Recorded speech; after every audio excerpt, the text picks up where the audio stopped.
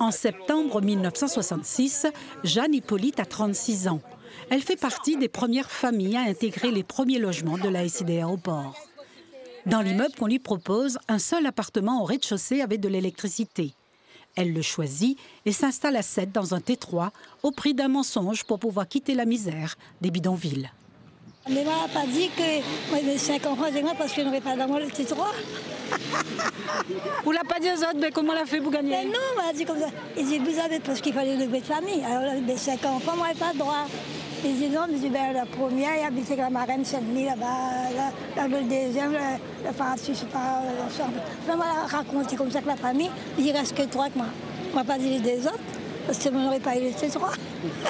Les yeux rivés sur les gravats, les anciens résidents relogés dans d'autres quartiers depuis n'ont pas, 59 ans plus tard, vu seulement tomber des murs, mais aussi une part de leur mémoire.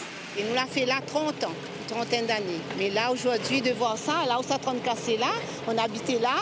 Et aujourd'hui, c'est dur, hein. Mais là, avec le temps, bon, ça va mieux. Ces murs qui s'effondrent n'effacent pas le passé. La ville se reconstruit sur la ville pour permettre l'émergence d'un monde nouveau. Derrière la démolition de cet immeuble, c'est toute une histoire. C'est des familles qui ont grandi là, qui ont vécu là et qui sont encore là et qui, là aussi, vont continuer à découvrir cette ville qui se transforme. Et c'est une très belle chose. Le port s'embellit, se modernise et la vie du quartier, l'esprit du quartier est maintenu. Sur 7200 mètres carrés, des appartements allant du T3 au T5 vont remplacer les 85 détruits. Des logements adaptés à tout type de génération.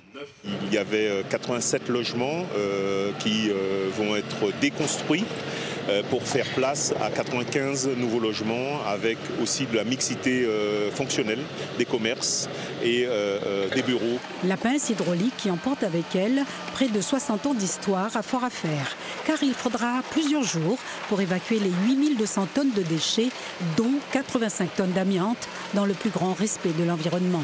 La lance à eau permet d'atténuer la poussière. Les arbres autour des immeubles ne sont pas abattus, ils sont déplacés et vont pour certains, comme ce flamboyant, trouver un nouvel ancrage sur les bords de la rivière des Galets.